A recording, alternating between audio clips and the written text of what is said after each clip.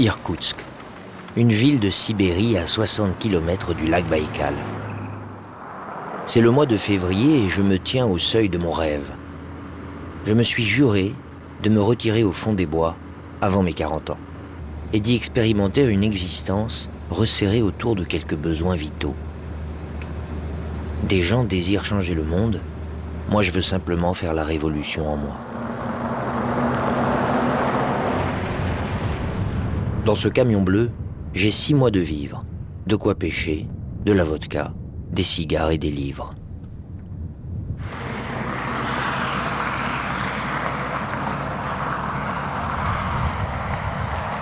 Le Baïkal.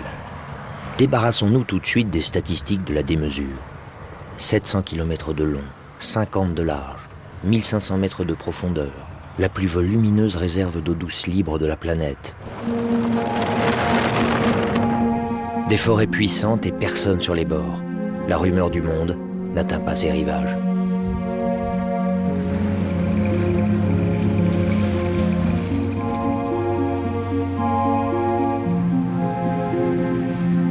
L'hiver, 1 mètre de glace recouvre la surface. Une épaisseur assez solide pour y engager un camion.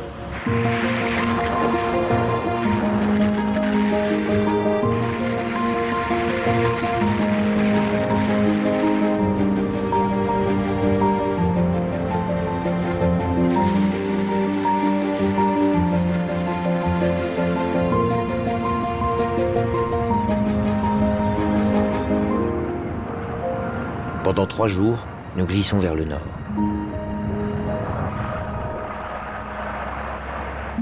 Vais-je trouver ici ce que j'ai cherché en 20 ans de voyage?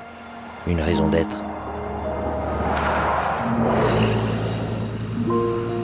Il me semble m'enfoncer dans le néant.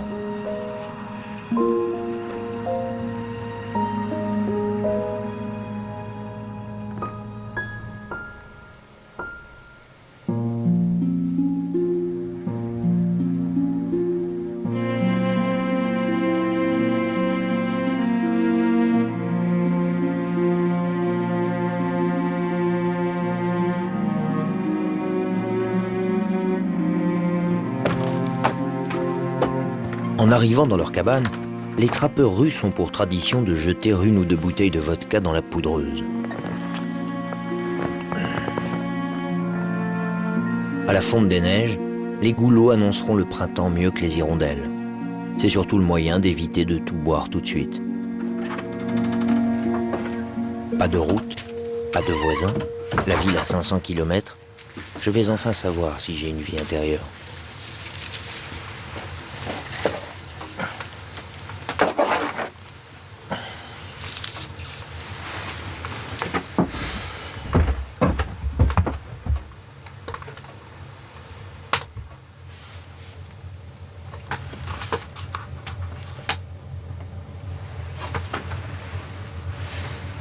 Dans une cabane, on fait ce qu'on veut, loin du regard des autres. Cette liberté est dangereuse. Pour ne pas virer fou, l'ermite doit se discipliner. Chaque jour, rythme immuable. Le matin, j'écris, je lis et me tiens bien tranquille à fumer doucement.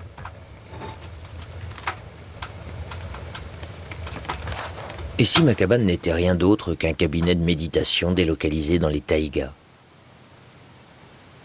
Les livres sont les meilleurs compagnons. Ils se tiennent là, silencieux, prêts à tout donner. J'ai Camus, Nietzsche, Schopenhauer, et puis des polars, parce que tout de même, il faut souffler.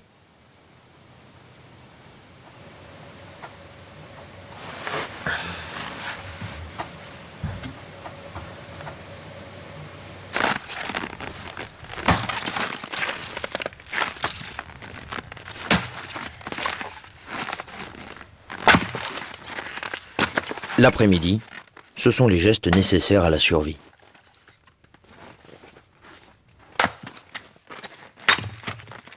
La forêt me donne sa chaleur. Pour le poêle, comptez un tronc de sapin de 5 mètres par mois. Agir réchauffe. Je m'habitue à la vie par -30.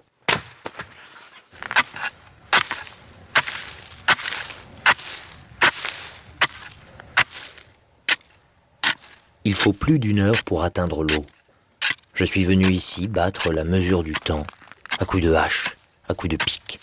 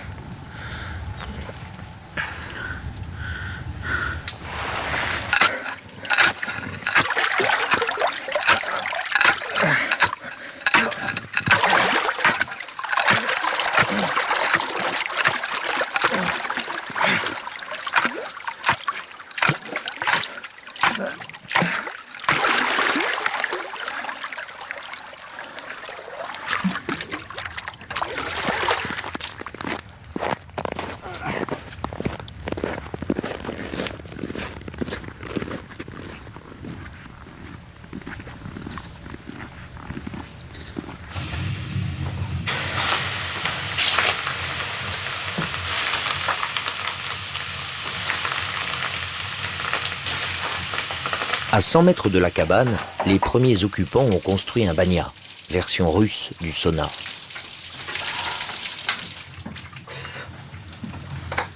Une fois par semaine, je m'y débarrasse de la vodka ingurgitée.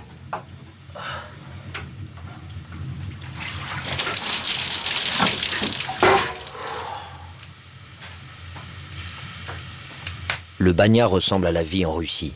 80 degrés dedans, moins 20 dehors. La douceur n'est pas de ce monde-là.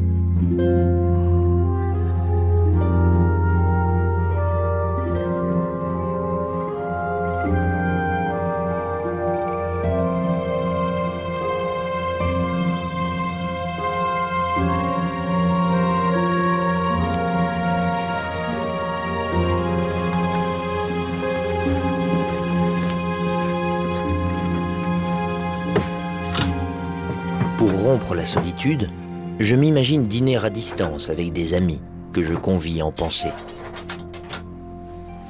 Pardonnez-moi, je cherche un petit verre pour trinquer à la vodka avec vous, excusez-moi. Voilà. Alors, ce premier toast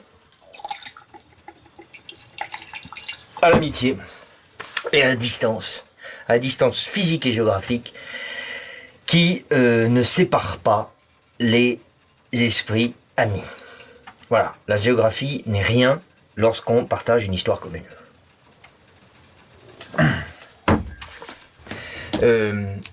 Michel Tournier est mon écrivain préféré, mais je n'avais pas lu Vendredi. Et j'ai profité de ce séjour dans la cabane pour le lire. Et je veux dire que c'est vraiment un roman mais extraordinaire, c'est un roman total.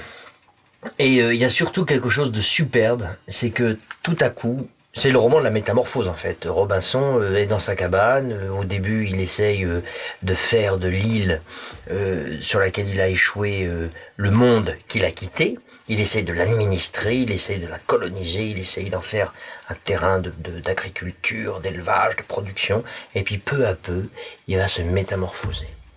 Et c'est là où ce livre m'a tellement touché, c'est que moi aussi je suis dans une espèce de tentative de métamorphose. En fait, il faut essayer au cours de sa vie de perdre sa mue, comme font les serpents, comme font les araignées. Et on est tellement crispé, on est tellement sûr de soi, on est tellement ancré dans une certitude et on est tellement surtout arrêté dans une personnalité une fois qu'on l'a acquise, que ça en est dramatique. Et des expériences comme celle de la cabane ou comme celle de l'échouage sur une île déserte vous permettre ces métamorphoses. C'est magnifique et il finira par avoir une conversation amoureuse avec la Terre, une conversation poétique avec le soleil, une conversation philosophique avec la nature.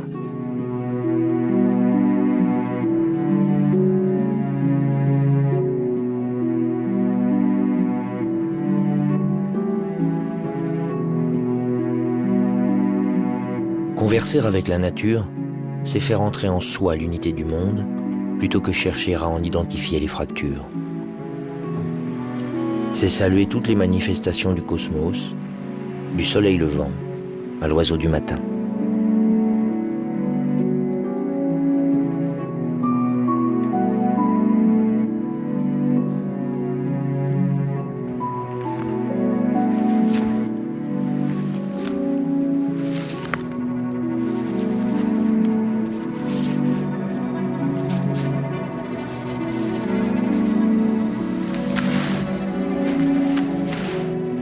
J'ai pour royaume une forêt et une montagne pour donjon.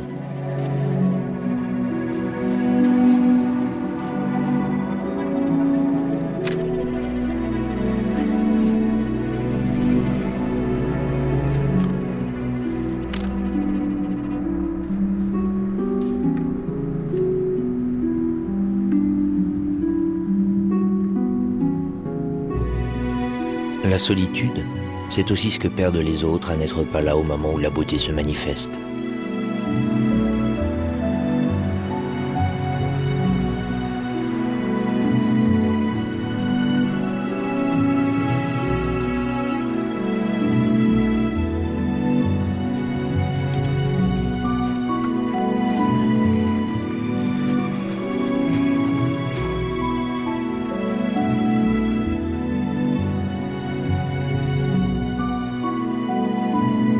Les montagnes, je les admire. Elles gisent, indifférentes, elles se contentent d'être. Il suffit de s'asseoir et de contempler le poème.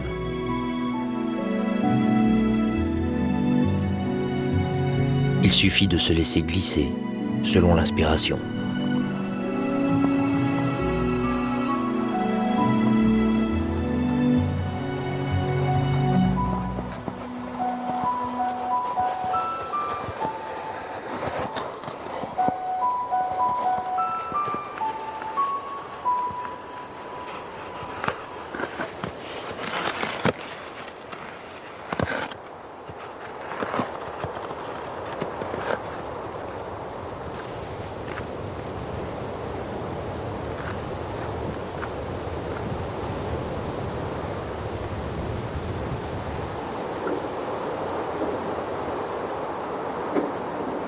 La glace vit.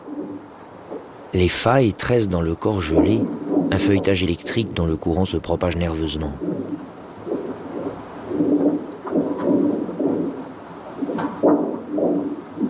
Des coups de boutoir crèvent le silence. Ils sont l'écho d'explosions distantes de dizaines de kilomètres.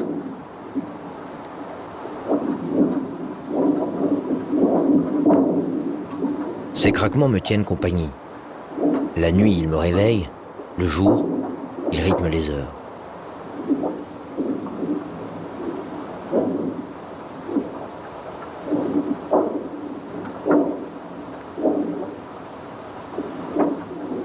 Les dieux laissent entrevoir une écriture inconnue.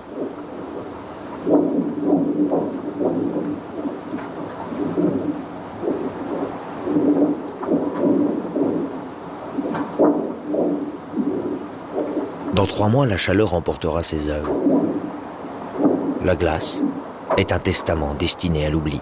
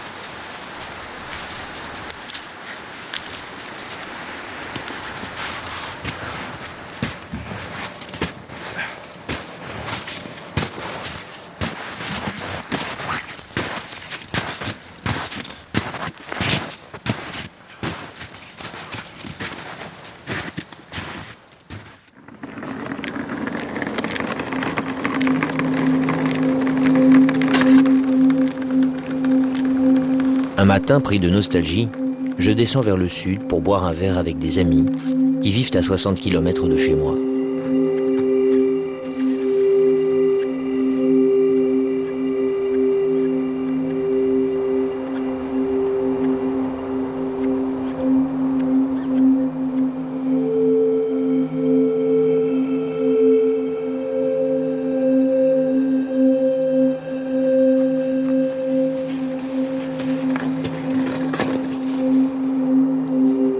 Je traverse les champs de bataille où la violence des chocs a bouleversé l'inertie du vieux lac.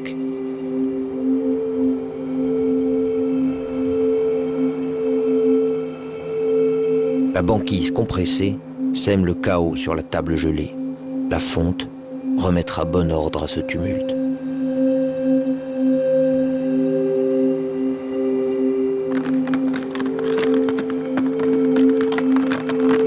Je marche pendant 3 jours.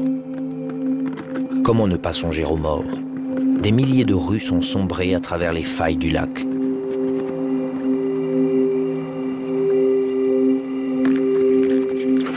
Les âmes des noyés parviennent-elles à regagner le ciel malgré le couvercle?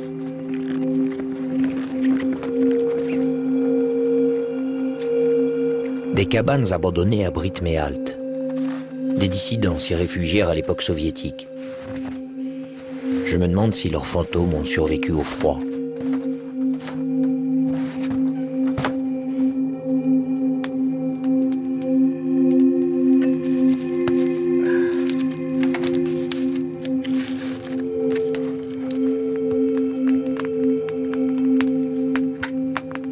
J'ai un poêle pour ne pas trembler et un jeu d'échecs pour ne pas me sentir seul.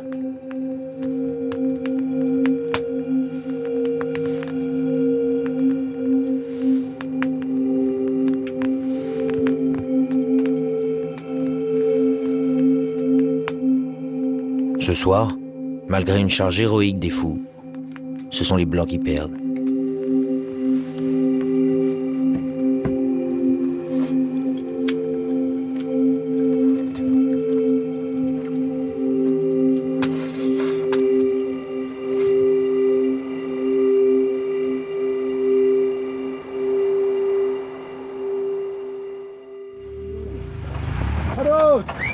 Все, так оставляй. Тебе бы, блядь, руки в задницу, нахуй, чтоб ты долбил, ёб твою мать, блядь.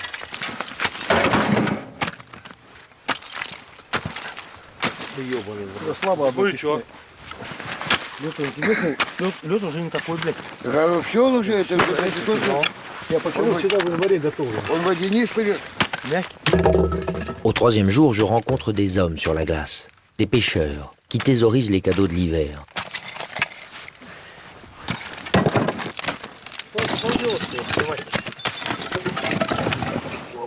Я так много нахуй свой.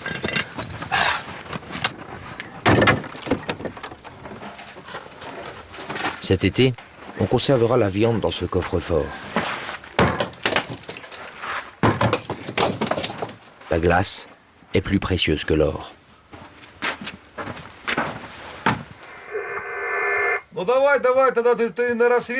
Plus loin, c'est Pokoïniki, la station de contrôle où vit Sergueï.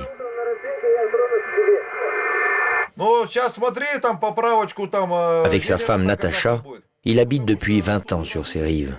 Elle est biologiste et lui garde la réserve naturelle. Je les ai rencontrés lors de précédents séjours. Ils m'ont inspiré l'idée de l'ermitage. У меня с детства мечта была жить в домике на берегу моря или речки, в лесу, где поменьше людей. То есть это мечта у меня с детства. У меня тоже мечта с детства жить быть с природой рядом всегда, то есть среди природы. Я это не представляла, что вот я буду так. Но я просто знала, что это не город будет, что это будет природа и я. То есть, а как это будет, я даже не представляла. Вот оно так сложилось, жизнь так сложилась, и я только этому счастлива. Если жить отшельниками круглый год, допустим, но это не мое. И, честно говоря, это для человека это ненормально. Я знаю много людей, которые годами живут в одиночестве. Это сказывается на психике однозначно. А я еще забыл добавить самое главное. Конечно, я бы не смог жить на природе, без красивой, приятной жены. Вот. А, то есть, если бы я была некрасивой, ты бы не смог здесь жить. Ну, душевно. Душевно, да. Что ты прям сразу так это? Ну это тоже как Нет, бы не мы лишнее. две половинки, это точно. То есть...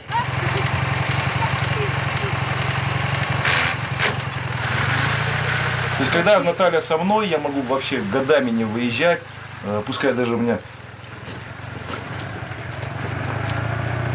J'envie ces deux êtres qui ont trouvé le bonheur, c'est-à-dire une place sur un coin de cette terre et la certitude qu'ils ne vivront pas mieux ailleurs.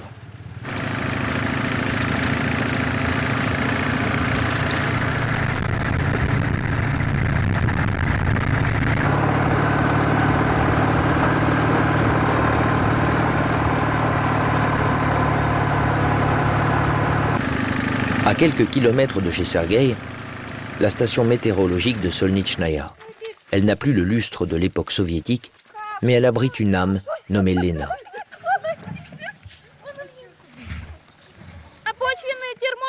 Lena est une ermite de la plus pure tradition russe, échouée par hasard ici, mais qui à présent préférerait mourir que de s'arracher. Мы закрываем специально, вот, чтобы у нас не нагревалось ничего здесь. Ну, в 2 должна передавать, а так как я сейчас одна работаю, они разрешили мне днем не передавать. Потому что им столько денег мне не заплатить тогда. То есть утром и вечером, да? Ага. Ну так ты должна еще и ночью ходить. А я ночные. Он уже здесь не пролазит.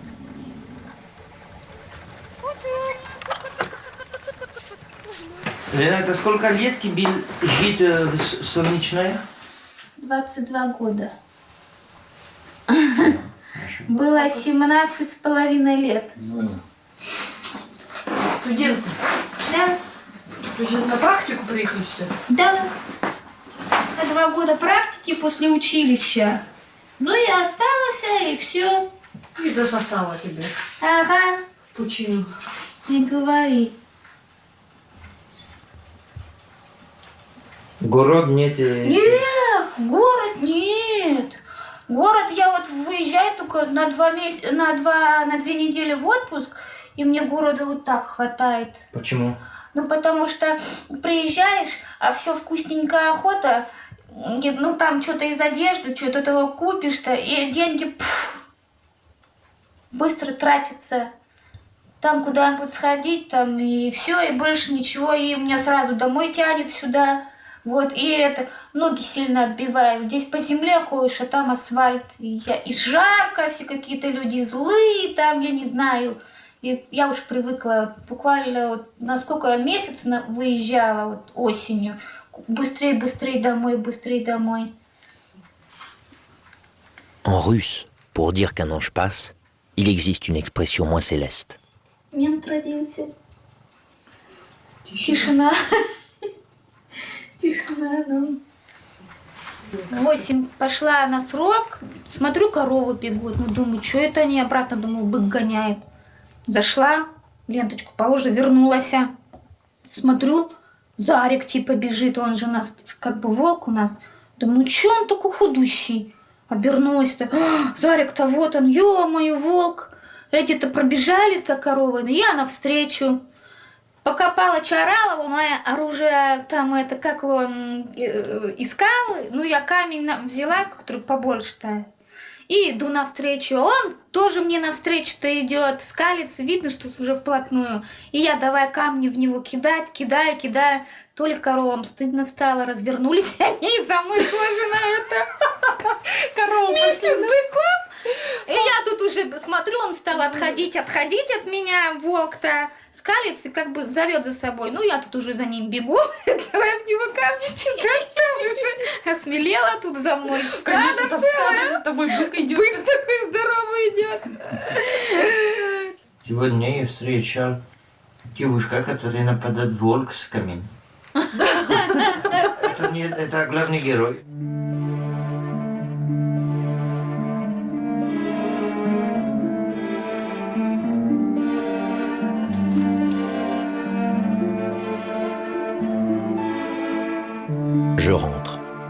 4 jours déjà passés loin de chez moi, il me tarde de retrouver la cabane.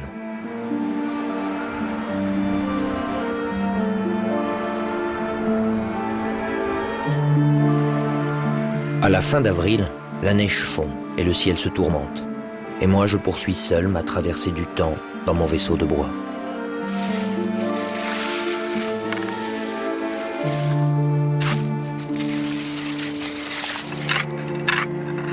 C'est la glace le marqueur du temps. Elle se fragilise, elle meurt. Bientôt le printemps portera le coup final. Et puis un grand bonheur. Un garde forestier passe et me confie Aïka et Beck, un frère et une sœur âgés de 5 mois. Ces chiots deviennent mes maîtres. Ils m'apprennent à mépriser l'avenir et à peupler la seule patrie qui vaille, l'instant.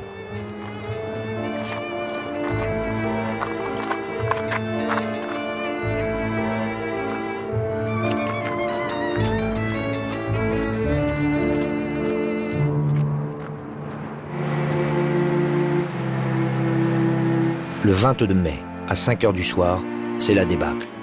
Le vent descend des montagnes et ouvre la plaine à coups de dents. En 10 minutes, l'eau regagne sa liberté.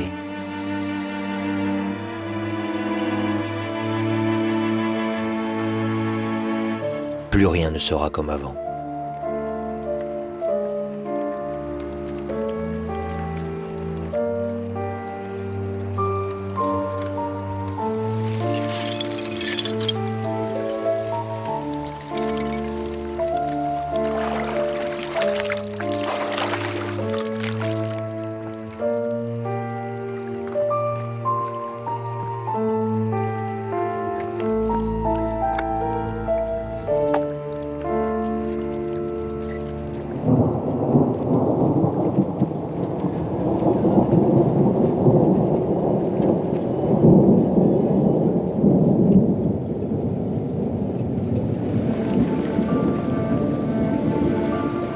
Les forces du printemps ont ruiné dans un souffle les efforts de l'hiver pour ordonner le monde.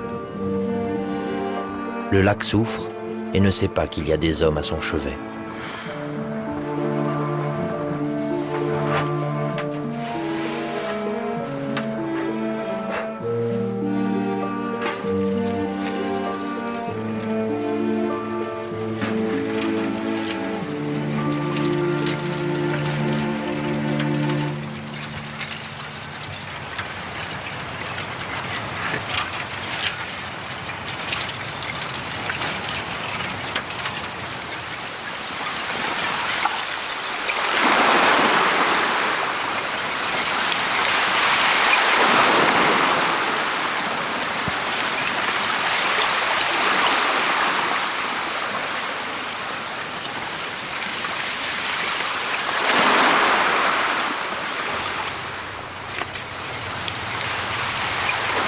Les jours défilent et juin arrive. Autrefois, je me demandais ce que le temps avait à se reprocher pour s'enfuir si vite. Mais je me laisse à présent traverser par le cours des heures. Le silence, c'est le bruit que fait le temps en passant.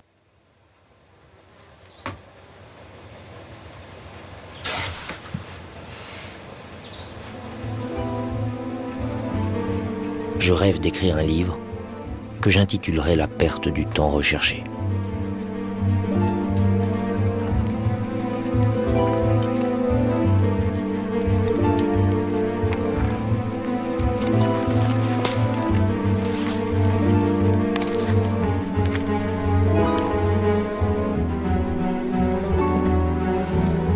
C'est le réveil, le sacre commence. Des forces fragiles percent la terre. La vie coule et sa timidité prélude au triomphe. Les fourmis ruissellent sur le flanc des cités.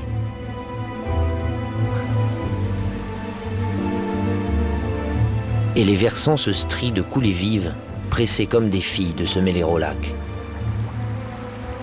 La montagne veut vivre.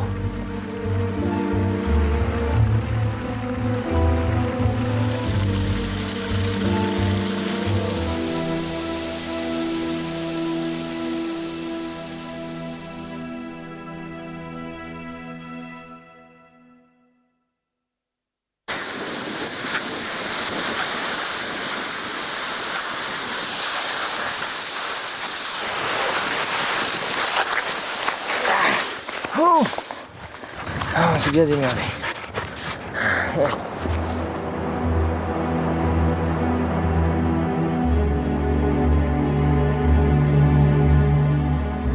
Mon royaume, je l'arpente chaque jour, de plus en plus loin. Je n'ai pas l'ambition de le connaître, mais de m'y fondre.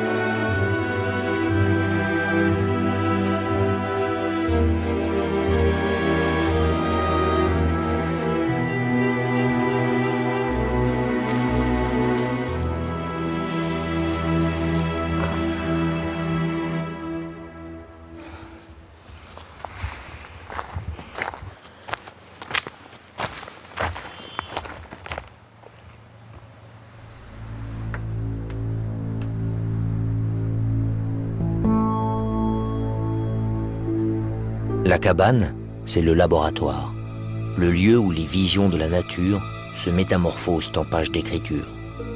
Pour cette alchimie, il faut des yeux, de l'encre, de la fumée et de l'alcool.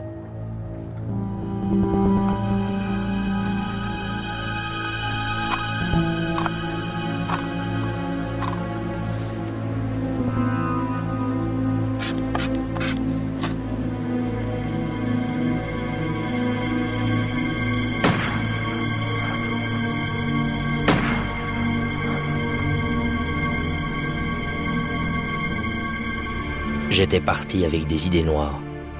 Mais le nihilisme ne résiste pas à l'énergie d'un printemps au Baïkal.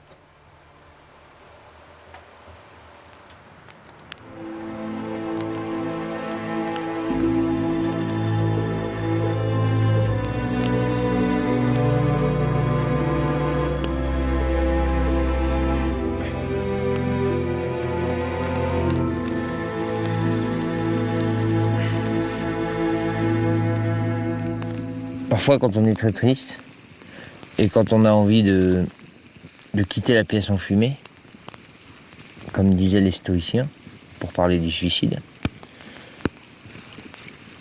bizarrement,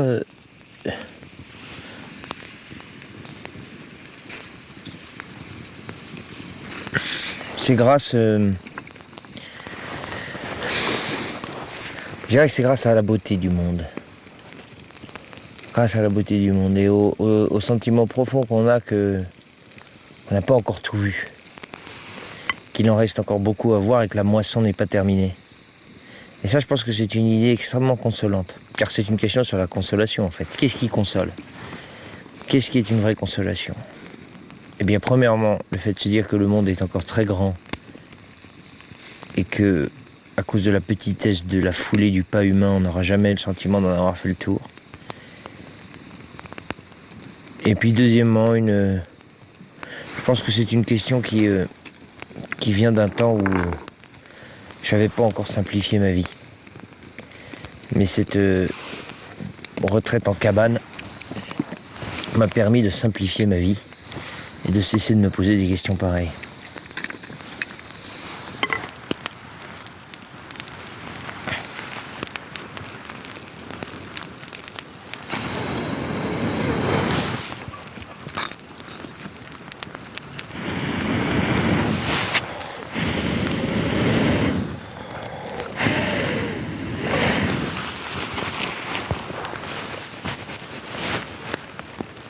Je me dis qu'un ermite, c'est quelqu'un qui fait griller ses pensées sur le feu, avec un chien pour avoir chaud aux mains.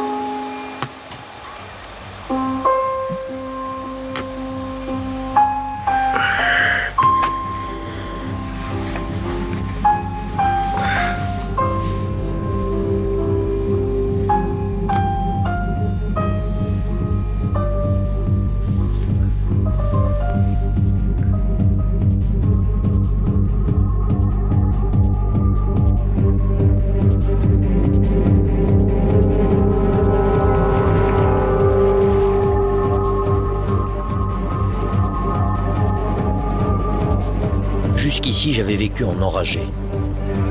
Je demandais au kilomètre de calmer ma fièvre. C'est un enfer. Je rêvais de mourir d'avancée. Pour cela, il y a des années, j'avais traversé l'Eurasie, du nord au sud, à marche forcée.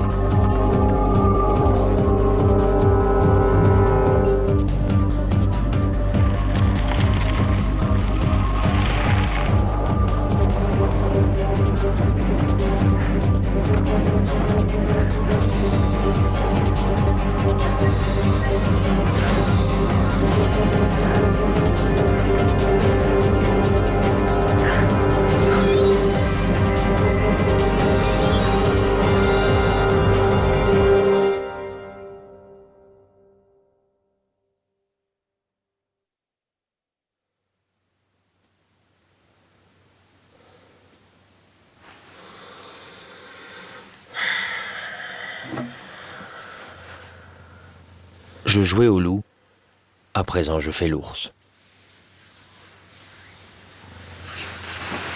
Aujourd'hui, je demande à l'immobilité de me donner ce que le défilement de l'espace ne m'offrait plus, la paix.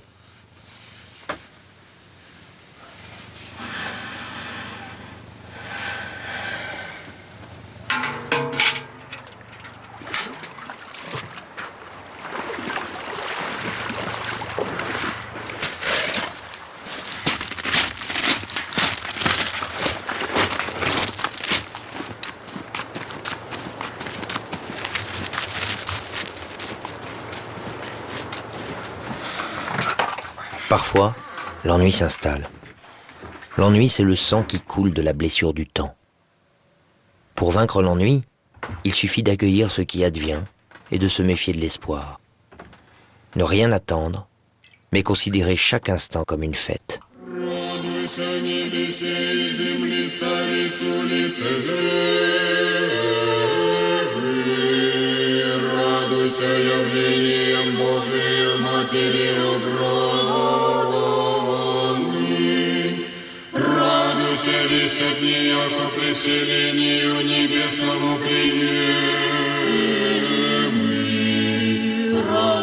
Праведную кончиную святость жития Твоего показал. Радуйся в молитве предиковную Богу Матери, умиленный Дух Твой Богу предал. Радуйся неболезненным исходом проречения Твоя исполнилась.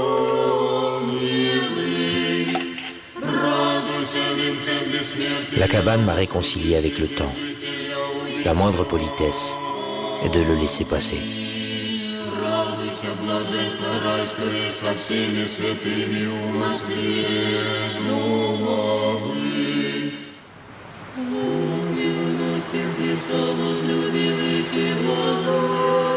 La pêche, c'est le pacte ultime avec l'acceptation. On jette la ligne, au bout de la tente, il y aura peut-être un poisson.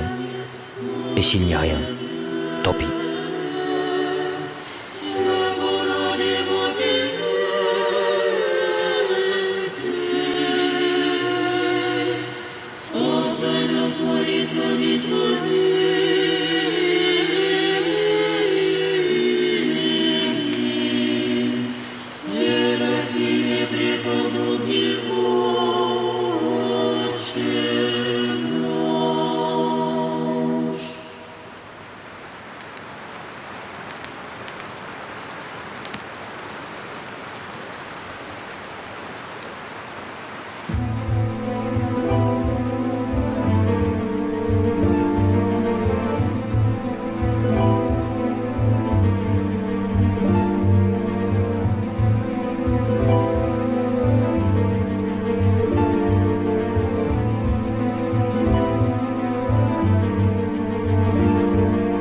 Et puis juillet, l'été. Des escadres reviennent du sud de la Chine. Le Baïkal est la vasque des amours avides. Partout des fiançailles. La nature, contrairement à l'homme, ne pense pas qu'elle a tout son temps. Il y a des éphémères depuis l'éternité.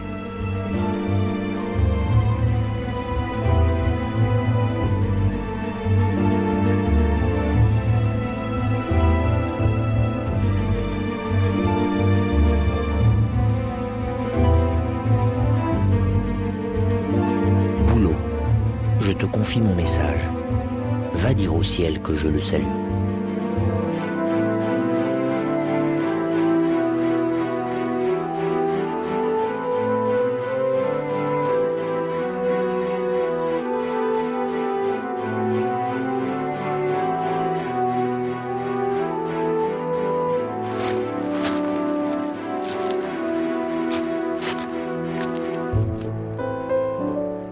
Je n'aime pas beaucoup laisser de traces derrière moi, mais je veux bien semer quelques phrases.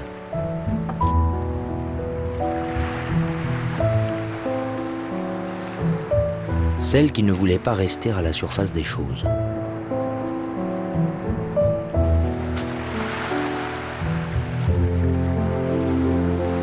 Celle qui voulait une vie riche en rebondissements.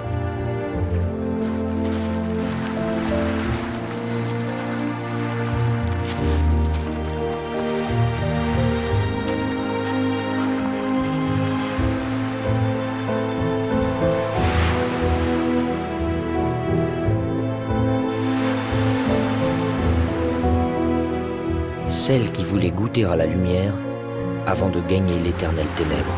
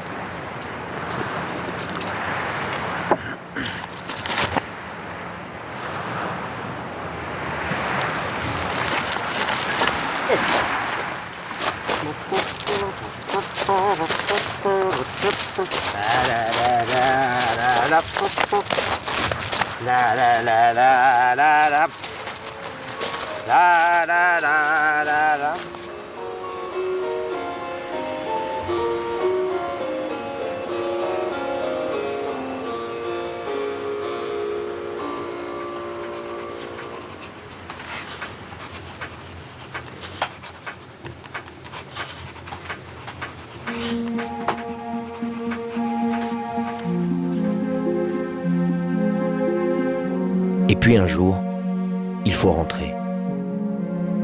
Je vais laisser Raika et Beck à la garde des inspecteurs. Je suis arrivé ici en ignorant si je resterai. Je repars en sachant que je reviendrai.